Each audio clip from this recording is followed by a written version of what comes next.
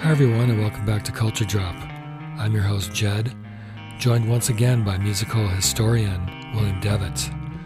Today is part one of a multi-part podcast series on the Minnesota music scene.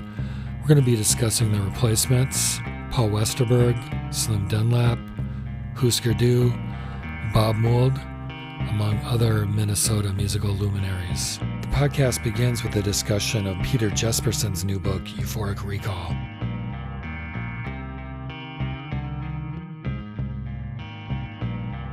Like you know, I know a lot of these places he's talking about, but like he loved both the Beatles and the Stones. You know, it doesn't have to be an either-or type of situation. Yeah, the big four, he called them, which he mentions a couple times in the books, are Beatles, Stones, Dylan, and Bowie. Yeah. And Bowie seems kind of the outlier because he's the newest, yeah. the youngest of all those. It makes sense. Yeah. Makes perfect sense. It could have been Beatles, Stones, Dylan, and Lou Reed, or Beatles, Stones, Dylan, and Neil Young. Yeah, it's a nice read. He's a very breezy. He's not a great writer. He's a very succinct and very breezy and very up. Yeah, and just very, just being himself. He's not trying to be pretentious, almost geeky, but it comes across as very authentic, doesn't it? Yes. I'm sure you've read liner notes of his or articles, interviews in the City Pages or the Old Twin Cities Reader. He always sounds the same. I just love that guy. I'm sure he could have decided, well, I'm going to turn into Lester Bangs or, God help us, Robert Christgau or something like that. Right. No, I'm just going to be Peter. Yeah. And this is what I love. This is what I remember. This is how I viewed it. This is how I feel about it. And so it's not, super in-depth and not great writing by any means. Yeah. Lester Bangs, I think, was a really great writer. He could write about probably any number of topics. He would have made an impact. And, Christgau, pretentious as his day is long, but he's obviously someone who really likes music a lot. Yeah. Fun book. I'm glad he wrote it.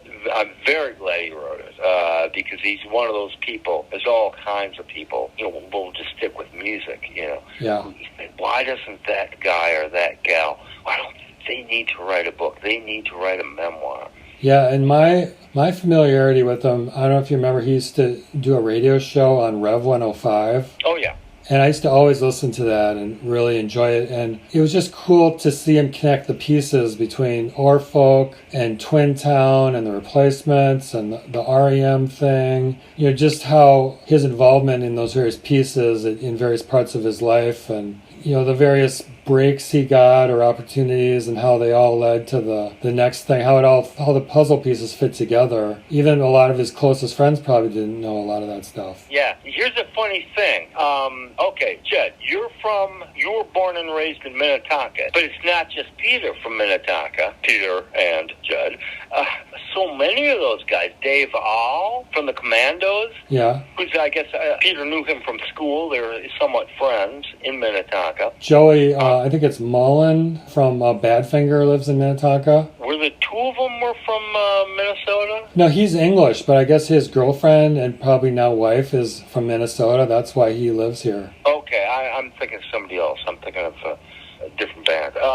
Chris Osgood may have been from Minnetonka. Oh, okay. In fact, the Commandos' very first video, it was like one of the first videos ever done. This is like 78, directed by the Harder Fuller guys. I forget their first names, but they wound up being, some of the pioneers of the video boom in the early 80s when MTV took off. And they shot the song Burn It Down, which is from their first album. Yeah. Well, they only released 2 albums. But the Minnetonka Fire Department, it's on YouTube. You can look it up. Yeah. And they're playing in front of the house burning. It was a controlled burn. The Minnetonka Fire Department condemned the house, and that was their practice space for a couple of years. And they burned it, and the band is, I think, lip-syncing in front of it, because it's a pretty low-tech video. Yeah. But the house is actually burning, like, seriously, on flames. And it's got some other little, funny things, some, headshots of people. So does that mean they were doing a controlled burn on purpose? It was condemned or something? Yeah, it was condemned.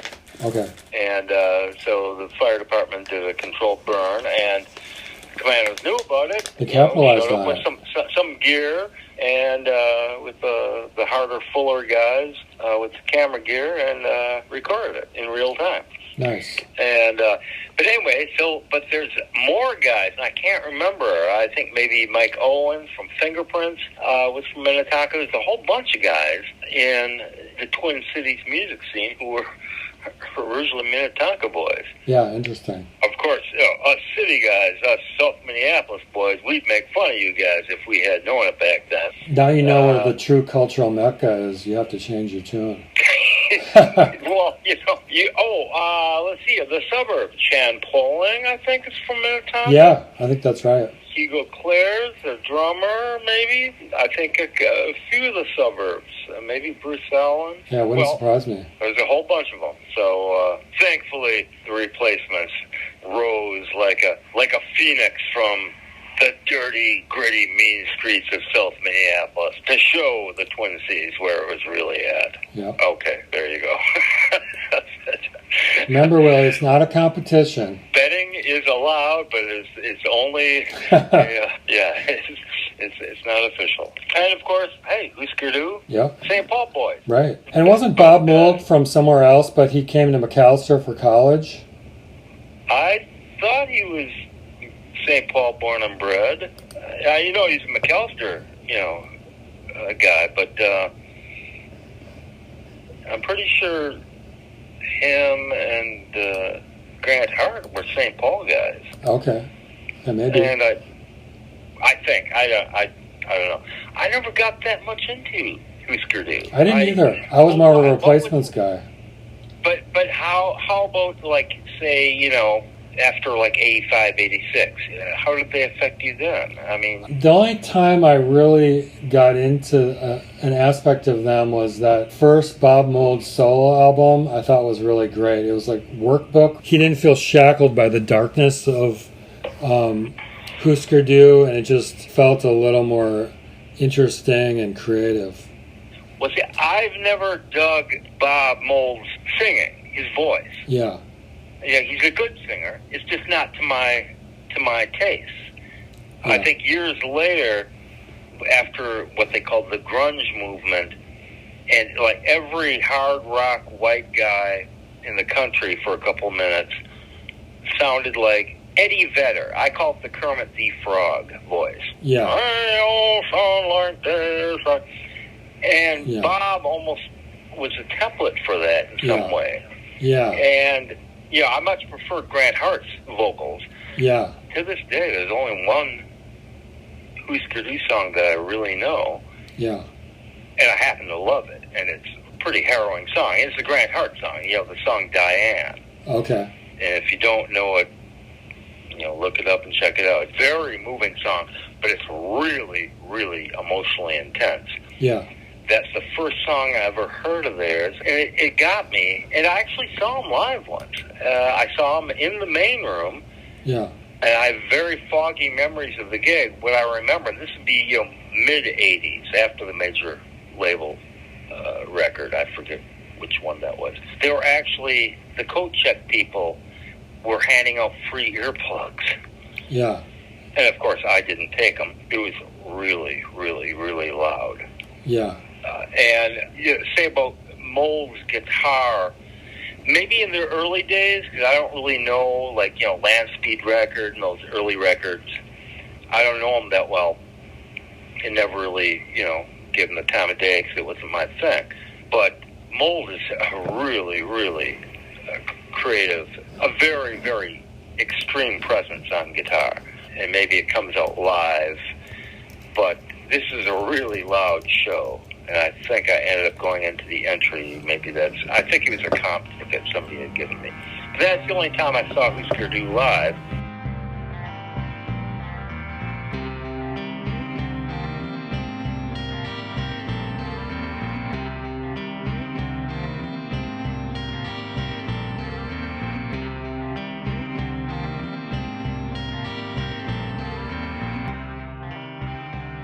Oddly enough, Peter Jespersen, in his book, Euphoric Recall, we should mention the name of the book. Euphoric Recall is the name of Peter's memoir. Bob Maher's book, Trouble Boys, if you haven't read it, it's one of the best music biographies you'll ever read. And Bob Maher is a fine, fine writer. Yeah. And meticulously researched, with the full blessings of Paul and Tommy and Chris Mars.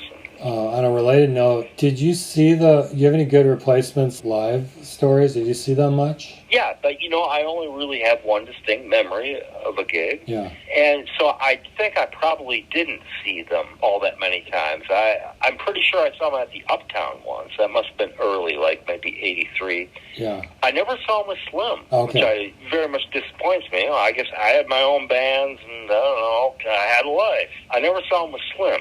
I love Slim, and I saw Slim, many, many times at the Turf Club and the Caboose and wherever, post-Replacements. But I only really have one memory of the Mats that was clear to me, and I'm sure I was underage at the time. It was at Duffy's at 26th and 26th. Yeah. I don't know if you remember the club. They turned into Norma Jean sometime in the mid-late 80s. Yeah, no, I never made it to Duffy's. Yeah, Norma Jean's was famous for a lot of the Minnesota Vikings hung out there, and several of them got arrested there for bad behavior. But Duffy's was along the lines of First Avenue, the Longhorn. And I think the Mats were opening for Iggy Pop. Yeah. And I'm sure I was, underage, by a year, maybe two at the time. And it would be right after the first album, maybe 82, after, the second, mini album, Stink, was released. And being right in front of the stage, my clearest memory is, and I'm sure I was pretty sober, because I didn't, I was young, didn't drink much, and didn't have, much or any money, and anything like that. But them doing just lightning fast version of Chuck Berry's Maybelline.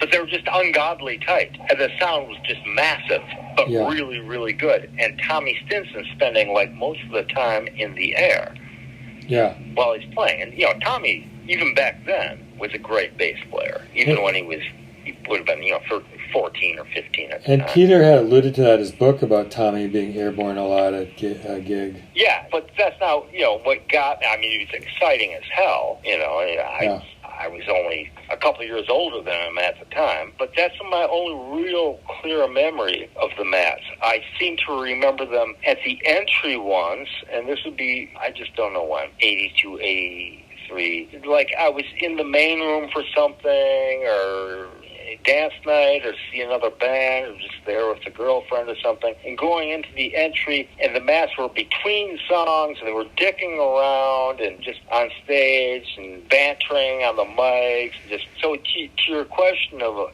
how many times I saw them, or any real distinct memories, no, I really don't, other than some vague memories, and these are all with, Bob Stinson, I'm sure I never saw them with Slim, much to my chagrin. But other than that one time at Duffy's, that's my most potent memory. Okay. My main memory of the Replacements is actually a Westerberg gig in, I think, 95 or 96, promoting his second album, solo album, eventually. And it was at the State Theater. Okay, how was that? Just wonderful. Yeah. It was a great night. And, the bootlegs, an audience recording, not a board mix, but it bears it out. I'm sure Paul is probably not the easiest artist or, musician to get along with. He obviously had bad experiences with, touring incessantly, and his solo career, same thing, touring constantly. Really high level of playing and performance on his solo tours right after the Replacements. In fact, the Replacements' final tour, promoting All Ship Down. You can watch entire shows on YouTube. And, Paul was sober. I think Tommy was mostly. They were just, really, really together and really tight. Yeah. Chris Mars had quit by now, and Steve Foley was playing drums with him. But it was done. And, in fact, their final album, All Ship Down, was originally intended to be Paul's first solo album. But Sire Records decided, no, it'll sell more if it says the Replacements on it. So I don't see, Paul as doing all those basement albums a lot of them for the internet, but several physical releases as well, with him playing everything as being somehow sonically inferior, production-wise inferior. I think it's as honest as anything he ever did with Replacements. So what Paul was doing with his drumming, he's basically channeling Kenny Jones, not so much Kenny Jones, but Mick Waller from Rod Stewart's early Faces era, his first 4 solo albums. Yeah, I like it. I like his drumming. It's very musical, just like Paul McCartney did his own drumming on the first McCartney album. Can I back up the time machine here a few years? Yes, please do. I saw the Replacements several times. And I have 3, I probably saw them more than 3 times, but I have 3 distinct memories, and I just want to share them. One is, one time I saw them in Kaufman Union, in a packed Kaufman Union with Bob Stinson. Oh, that famous show you were at? That apparently it's a very famous show. It got canceled once. It was a benefit for somebody who had some horrible medical condition. Yeah, Peter writes about it in the book. Now, I don't know how many times they played Kaufman Union, but I do remember Bob Stinson wore a diaper. That was his stage costume. Yeah, I think he did a couple times, yeah. And they were blazing. They were on fire. It was a red-hot show. They didn't screw around and, they screwed around a little bit. They switched instruments a little bit, but overall it was a tight show. Yeah. Now, the second time, and this alludes back to maybe why I think of Westerberg as jokey sometimes. The second time I saw them, or the second memory I have, is they're playing the First Avenue main room, and this is the time when in their leisure suit phase. Okay. Well, they were known to wear sport jackets. Yeah, and crazy pants, and they'd swap each other's clothes. And this was a ramshackle affair where they probably had too much to drink, and they would stop the song in the middle of the song and start playing a Hank Williams cover. And at one point, I think Chris Mars jumped over the drum set, or someone jumped over the drum set, and they started fighting with each other. The drum set got knocked over. It was just... You're making this up. Say it ain't so. And I'm sure this happened more than once. I think Peter Jespersen alludes to this in his book. So it was absolute mayhem, but it was also brilliant. There were times when Paul would do some Hank Williams thing, or they'd do like half of a Dolly Parton Jolene or something. And even though it fell apart, it was still brilliant in its chaos. So this is in the main room, right? This is in the main room. I'm guessing this would be with Slim? No, this is still with Bob.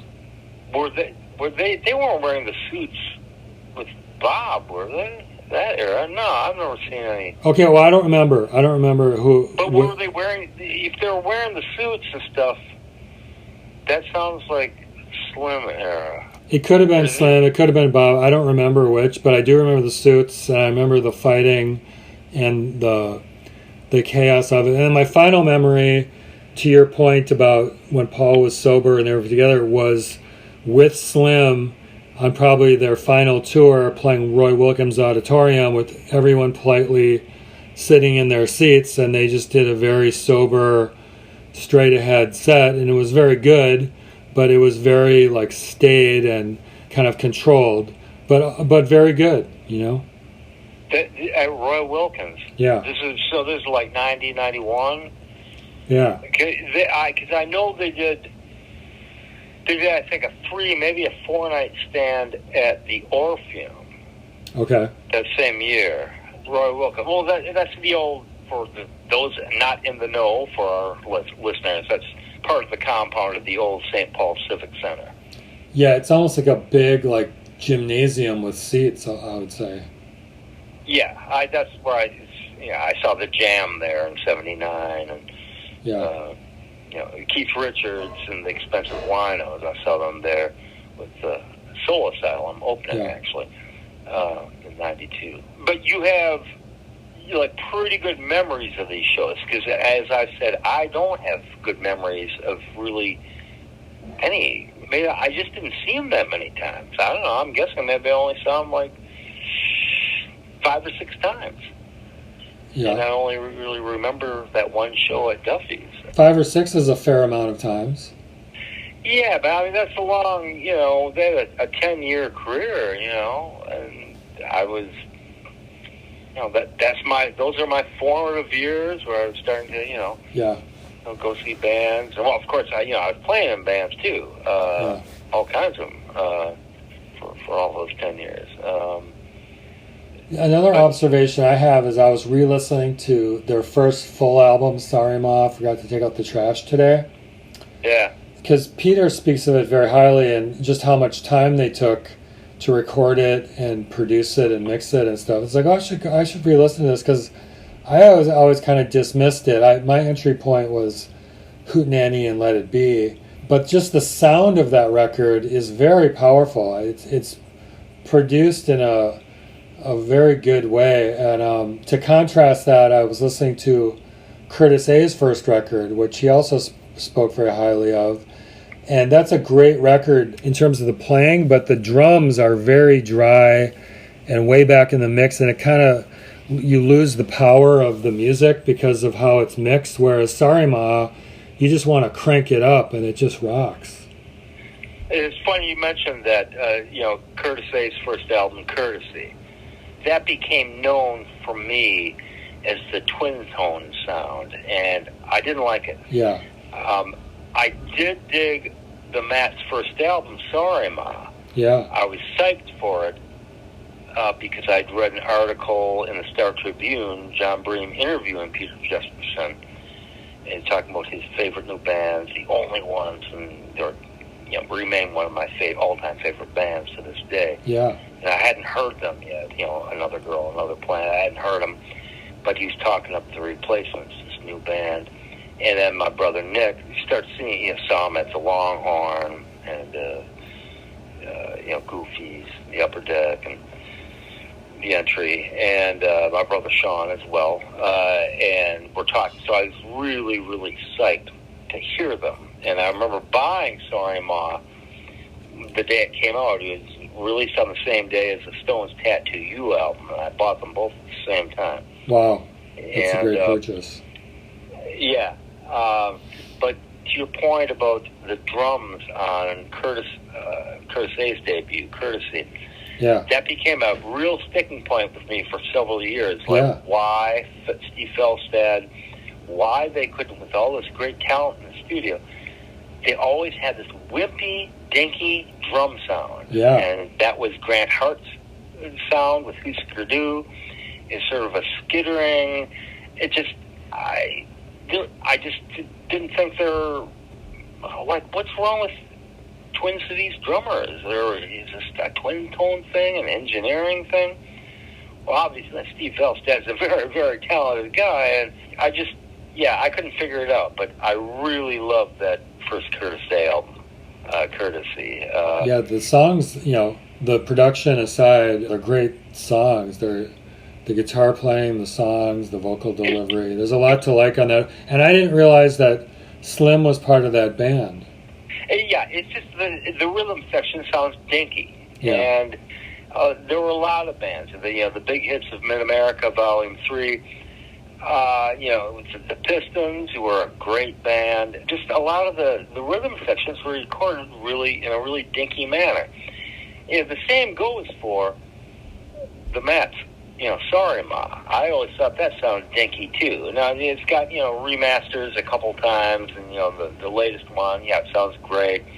I didn't realize, as just as you said, that from reading, Peter Jespersen's book, that they took so much time, that the album was ready to go, in 1980, almost, a year before it was released. Yeah. That they spent so much time. And granted, there are different, levels and miking. There's a lot of different sounds on that album, so you can tell they're different sessions.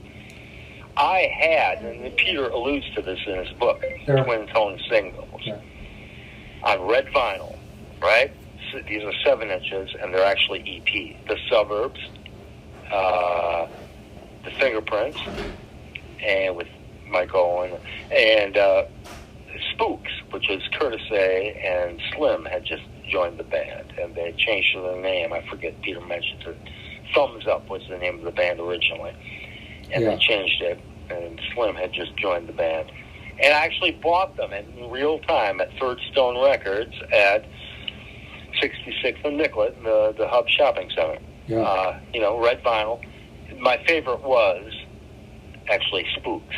Was not the Suburbs or Fingerprints, who were the most accomplished musically. Yeah. I'm 14 years old at this point when I bought them.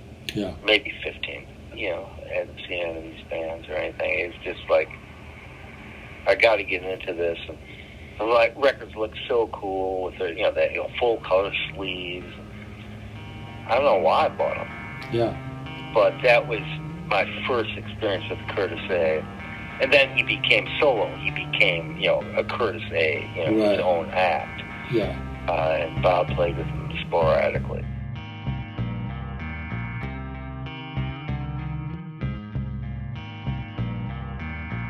Thanks for joining us today on the Culture Drop podcast. That was part one of a multi-part series on the Minnesota music scene. Join us next time when we continue with part two.